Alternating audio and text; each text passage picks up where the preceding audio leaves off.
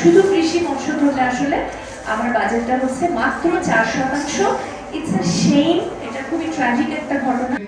ধরন ছিল, ধরনটা কেমন ছিল, নীতিমালা কেমন ছিল, লক্ষ্য কেমন ছিল, অগ্রাধিকার কেমন ছিল, সেটা থেকে আমরা কি শিক্ষা নিতে পারি, মানে কি কি পরিবর্তন আমাদের দরকার, কোন কোন জায়গায় আমাদের মনোযোগ দেওয়া দরকার, সে সমস্ত বিষয়ে একটা শিক্ষা নেওয়া। সেটা হচ্ছে তারপরে কৃষি বিষয়, তারপরে শিক্ষা, তারপরে চিকিৎসা, তারপরে জ্বালানি, বিষম সামাজিক নিরাপত্তা, জেন্ডার বাজেট এবং সরকারি সংস্কৃতি ক্ষেত্রে বাজেটের যে সেই সমস্ত বিষয়। আমাদের এই সমস্ত বিষয়ে আলোচনা করবেন প্রথমে কৌশিক আহমেদ, তারপরে মাহাতারউদ্দিন আহমেদ, মাহা মির্জা, তারপরে সালমান সিদ্দিকী, ডাক্তার হারুনুর রশিদ, ডক্টর মুশাহিদা সুলতানা, প্রকৌশলী কল্লোল মুস্তফা, মার্জিয়া প্রভাত এবং সুজিব হাসান। আমি তাদেরকে এসে বসার জন্য অনুরোধ জানাচ্ছি। আমরা এমন এক সময় দাঁড়িয়ে আছি যেখানে আমাদের সামনে প্রশ্ন একটাই, আমরা কি এই সমাজ ব্যবস্থাকে যেমন আছে তেমনি মেনে নেব, নাকি আমাদের বদলের সাহস দেখাবো? 5 আগস্টের গণ আন্দোলনের পর এই প্রশ্নটি আরো জোরালোভাবে সামনে এসেছে। এক নতুন গণতান্ত্রিক ন্যায়ভিত্তিক বাংলাদেশ গড়তে হলে আমাদের ভাবতে হবে বিকল্প রাজনীতির কথা, যা হবে শোষণমুক্ত, অংশগ্রহণমূলক ও মানবিক। এই ভাবনাকে সামনে রেখে আমরা নজর দিয়েছি আমাদের প্রতিবেশী দেশ শ্রীলঙ্কার দিকে, বিশেষ করে ন্যাশনাল পিপলস পাওয়ার বা এনপিপি এর সাম্প্রতিক উত্থান কিভাবে ঘটেছে তা বুঝতে চেয়েছি। আমরা তথ্য নিয়ে সন্দেহ কালামে চালতা পারভেজ, আনু মোহাম্মদ স্যার এবং মাহফুজ আনামের 8টা আর্টিকেল আছে পর্যন্ত লেখা। এরপরে এনপিপির যে নির্বাচনী কৌশল বা তাদের দলীয় নথিপত্র, এগুলোকে আমরা ঘাটাঘাটি করে দেখেছি। 3 নম্বরে হচ্ছে আমরা শ্রীলঙ্কান 2 জন বিশ্লেষকের সাথে কথা বলেছি, বালাসিংহাম কান্থাকুমার এবং দামিন চান্দিমাল, তাদের সাথে আমাদের ইন্টারভিউ হয়েছে। আমাদের উদ্দেশ্য ছিল না শ্রীলঙ্কাকে কোনো মডেল হিসেবে অনুসরণ করা, বরং আমরা খুঁজেছি কিভাবে তাদের সাফল্য ও সীমাবদ্ধতা আমাদের ভবিষ্যতের জন্য শিক্ষণীয় হতে পারে। বাংলাদেশে ও শ্রীলঙ্কার 6টা মই। প্রথমে আমরা দেখে নিই আনু মোহাম্মদ, আলতাফ পারভেজ এবং মাহফুজ আনাম তাদের প্রবন্ধে শ্রীলঙ্কার রাজনৈতিক ও অর্থনৈতিক অভিজ্ঞতার সঙ্গে বাংলাদেশের বর্তমান পরিস্থিতির কি গুরুত্বপূর্ণ তুলনা করেছেন। তাদের পর্যবেক্ষণ 6টি মূল বিষয়ের উপর ভিত্তি করে উপস্থাপন করা হয়েছে। 1, শাসন ব্যবস্থার দুর্বলতা। শ্রীলঙ্কায় যেমন অভিজাত শ্রেণী রাষ্ট্রযন্ত্রের সকল স্তরে আধিপত্যশীল ছিল, বাংলাদেশেও তেমন প্রবণতা দেখা গেছে 5 আগস্টের আগে এবং পরে উভয় সরকারের। 2, ঋণ নির্ভর অর্থনীতি। শ্রীলঙ্কার মতো আমাদের উন্নয়নও আন্তর্জাতিক ঋণের ফাঁদে জড়াচ্ছে। 3, গণ আন্দোলনের শক্তি। আরাগালায়া ছিল তৃণমূল শক্তির প্রকাশ, আমাদের এখানেও যেটা দেখা গেছে। 4, সংখ্যালঘুদের উপেক্ষা। তামিলদের মতো পার্বত্য জনগোষ্ঠী আজও আমাদের রাষ্ট্রে অবহেলিত। 5, অপচয়ী উন্নয়ন প্রকল্প। উন্নয়নের নামে শ্রীলঙ্কায় যেভাবে অপচয় হয়েছে, আমরাও সেই একই পথে হাঁটছি। 6, গণতন্ত্র পুনরুদ্ধারের আহ্বান। সমাজের প্রত্যেক স্তরে স্বচ্ছতা ও অংশগ্রহণ ছাড়া গণতন্ত্র শুধু নামে থাকে নয়, বাস্তবে নয়। আদর্শ নয়, প্রস্তুতি। এনপিপির উত্থানের আসল চাবিকাঠি। শ্রীলঙ্কার এনপিপির সাফল্যের কোনো আকস্মিক ঘটনা নয়, তারা বছরের পর বছর ধরে তৃণমূল থেকে সংগঠন গড়ে তুলেছেন। শ্রীলঙ্কার 2 বিশ্লেষক কানাথা কুমার এবং দামিন চান্দিমাল উভয়ে বলেছেন, এনপিপির সাফল্য মূলত কোনো সমাজতান্ত্রিক আদর্শের কারণে নয়। পেজে আপনারা দেখবেন সেকেন্ড প্যারা থেকে একদম শেষ পর্যন্ত এখানে আমরা বাজেট নিয়ে কথা বলেছি। তো এই জায়গাটা রিসেন্ট আপনারা যদি খেয়াল করে দেখেন যে সাম্প্রতিক সময়ে যে প্রস্তাবিত যে বাজেট যেটা আসতেছে, এই বাজেটে আপনার হলো যে তারা কিন্তু বাজেটে যারা গত বছর তুলনায় কিন্তু টাকা কমিয়েছে প্রায় 2,500 কোটি টাকা। একটা বাজেটের স্বাস্থ্যের ক্ষেত্রে, শিক্ষার ক্ষেত্রে কমিয়েছে। স্বাস্থ্য এবং শিক্ষা থেকে যখন বাজেট কমিয়ে দেয়, এটার কিন্তু একটা অর্থ আছে। অর্থ হলো এই বিষয়টা তাদের কাছে গুরুত্বপূর্ণ না। যেমন শিক্ষা নিয়ে সালমান একটু পরে বলবে, সে প্রসঙ্গে আমি একটা কথা বলি।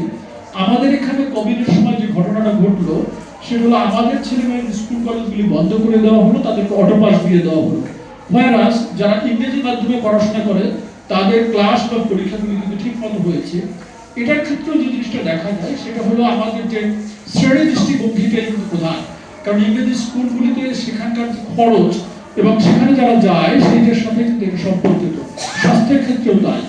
কোভিডের ক্ষেত্রেও আমরা দেখেছি স্বাস্থ্যের ক্ষেত্রেও এই সময় আপনার আরো একটা খবর, কালকে পরশু দেখবেন যে ছিল আমাদের এখানে অনেকগুলি 18টা প্রতিষ্ঠানে আপনার হলো আইসিইউ আপনার হলো বন্ধ হয়ে আছে। তার মধ্যে সরওয়ার্দী হাসপাতাল আছে, নারায়ণগঞ্জের আপনার হাসপাতাল আছে, 250 বেডের hospital, Sher-e-Bangla medical college Barishal, এগুলির আইসিইউ সব বন্ধ হয়ে গেছে। আমরা কোভিডের সময় দেখেছি যে ওই সময়টায় আইসিইউ সংকটটা কিরকম, এবং বর্তমান যে সংস্কার কমিটি, স্বাস্থ্য সংস্কার কমিটি যারা গঠন করেছে তাদের সাথে আমাদের অনেক দ্বিমত আছে, কিন্তু তারপরেও কতগুলি বিষয়ে তারা কথা বলেছে। একটা হলো তারা বলছেন যে স্বাস্থ্যের ক্ষেত্রে বিপর্যয়কর খরচ। বিপর্যয়কর খরচ মানে এমনই খরচ যে আপনার ঘর বাড়ি সবকিছু বিক্রি করে দিয়ে চিকিৎসা করতে হয়। তার মধ্যে একটা হলো যদি আপনার একটা রোগী আইসিইউর মধ্যে যদি ঢুকে যায় তাহলে সেই খরচটা এমন লিমিটলেস হয়ে যায় যে আপনি কল্পনা করতে পারবেন না। আইসিইউতে 1 মাস থাকলে পরে আপনার দেখা গেল 15-20 লক্ষ টাকা চলে যাবে, এবং এটা সাধারণ মধ্যবিত্তের জন্য 15-20 লক্ষ টাকা এমন সহজ কিছু বিষয় না। কিন্তু এইরকম বিপর্যয়কর খরচটা এড়ানোর জন্য এখনো কিন্তু আইসিইউর সংখ্যা সরকারি যে হাসপাতালে যে পরিমাণ আইসিইউ আছে তার চেয়ে বেসরকারি হাসপাতালে বেশি। তার মধ্যে অলরেডি 18টা আপনার বন্ধ হয়ে গেছে। অবদান হচ্ছে 11%, এবং দেশের প্রায় 40% মানুষ কৃষিখাতের উপর নির্ভরশীল, এবং প্রায় 6.5 কোটি থেকে 7 কোটি মানুষ কৃষি খাতের সাথে প্রত্যক্ষ এবং পরোক্ষভাবে জড়িত। এটা ইম্পর্টেন্ট এই কারণে যে বাংলাদেশের কৃষি খাত আসলে দেশের সবচেয়ে বেশি মানুষকে চাকরি দিয়ে থাকে। চাকরি তো এটা না, এটা মূলত কর্মসংস্থানের ব্যবস্থা। সবচেয়ে বেশি সংখ্যক মানুষের কর্মসংস্থানের ব্যবস্থাটা হয় আমাদের কৃষি খাতে। এবং আমরা যদি মোট বাজেটটা দেখি, যেটা মান্দাবু বলে গেল যে 7,97,000 কোটি টাকা, এটা আমাদের এখনকার সাম্প্রতিক বাজেট, এটা প্রায় মানে 8 লক্ষ কোটি টাকা। এর মধ্যে আমার কৃষি বাজেট কত? আমার কৃষি খাতে খরচ হচ্ছে মাত্র 27,000 কোটি টাকা। আমরা যদি মৎস্য এবং প্রাণী সম্পদ নিয়ে আসি এটার ভিতরে, এই খাতের খরচ হচ্ছে 4,000 কোটি টাকা। এবং যদি কৃষি এবং মৎস্য প্রাণী সম্পদ একসাথে করি তাহলে দেখা যাবে যে আমাদের মানে কৃষি, মৎস্য, প্রাণী সম্পদ মিলিয়ে বাজেট হচ্ছে 31,500 কোটি টাকা। অর্থাৎ আমার যে মোট বাজেট প্রায় 8 লক্ষ কোটি টাকা, সেটার সাথে কম্পেয়ার করলে আমার কৃষি বাজেট হচ্ছে মাত্র 4%। যদিও এগ্রিকালচারাল বাজেট ধরা হয় 5.8, এটার ভিতরে পানি সম্পদ, ভূমি, জলবায়ু ইত্যাদি ঢুকিয়ে এক ধরনের ম্যানিপুলেশন করে এটাকে 5 to 6% দেখা হয়। বাট শুধু কৃষি মৎস্য ধরলে আসলে আমার বাজেটটা হচ্ছে মাত্র 4%। ইটস আ শেম, এটা খুবই ট্র্যাজিক একটা ঘটনা। আগেই বললাম যে আমাদের কৃষি খাতটা কর্মসংস্থান করছে দেশের প্রায় 40% মানুষের, প্রায় 6 কোটি থেকে 7 কোটি মানুষ এটার সাথে জড়িত, কিন্তু এখানে বাজেটের খরচ হচ্ছে মাত্র মানে it's only 4% of the total budget. এর চেয়ে লজ্জার, এর চেয়ে আসলে ট্র্যাজেডি আর কি হতে পারে আমার জানা নাই। আপনারা কি কি ধরনের আসলে আলাপ শুনতেন একটু মনে করার যদি চেষ্টা করেন। প্রথম আলাপ হতো যে 9 সাল 10 সালের দিকে যে বিশাল এক বাজেট দিয়েছেন, লক্ষ কোটি টাকা ছাড়িয়ে গেছে। তারপরে কয়েক বছর পরে আসলো যে মেগা বাজেট। হ্যাঁ, এত বড় বাজেট আমাদের একদম চোখ কপালে তুলের মতো অবস্থা হতো। তো বাজেটের এই যে আলোচনাগুলো যখন হতো আপনার হচ্ছে পত্রিকাতে, মিডিয়াতে, খেয়াল করে দেখবেন যে বেশিরভাগ সময় বাজেটের আলোচনাগুলো এমন ভাবে হয় যে বাজেট হচ্ছে একটা স্রেফ টাকা পয়সার ব্যাপার, কোন জিনিসের দাম বাড়লো, কোন জিনিসের দাম কমলো, এগুলোই হচ্ছে প্রধান বিষয়। বাজেটকে দেখার এই যে একটা দৃষ্টিভঙ্গি, এই দৃষ্টিভঙ্গিটাই গত 1.5 দশকে মোটামুটি কমন ছিল, তার আগেও ছিল। অথচ বাজেটটা কিন্তু আসলে সরকারের একটা রাজনৈতিক দলিল, এবং একটা সরকার কি করতে যাচ্ছে এটা বোঝার জন্য তার বাজেট দেখাটা খুবই গুরুত্বপূর্ণ। কারণ বাজেটের মধ্যে তার সরকারের যা চরিত্র, সে কি আসলে জাতীয় স্বার্থ দেখছে নাকি সে আসলে পুষ্টি ব্যাপার স্বার্থ দেখছে, সে আসলে কোন শ্রেণীর চরিত্রের, এরকম প্রত্যেকটা জিনিস বাজেটে কিন্তু খুব সুন্দরভাবে ফুটে ওঠে। সেটা যতই তারা লুকানোর চেষ্টা করুক না কেন, এটা সবসময় এটা কিন্তু হয়। তো সেই জায়গা থেকে আমি আসলে বাজেটকে দেখার, যেটা আপনারা যদি গত 15 বছরের বাজেটের পরের আলোচনাগুলোর কথা খেয়াল করেন, বিভিন্ন জন আলোচনা করেন, আমাদের মূলধারার অর্থনীতিবিদেরা করেন, সাংবাদিকেরা করেন, অন্য অনেকেই করেন, দেখবেন যে বাজেটকে দেখার 2 ধরনের একটা দৃষ্টিভঙ্গি আছে। একটা হচ্ছে আপনি বাজেটকে শাসক গোষ্ঠীর চোখ দিয়ে দেখতে পারেন, আরেকটা হচ্ছে আপনি বাজেটকে সর্বজনের চোখ দিয়ে দেখতে পারেন, প্রাণ প্রকৃতির চোখ দিয়ে দেখতে পারেন।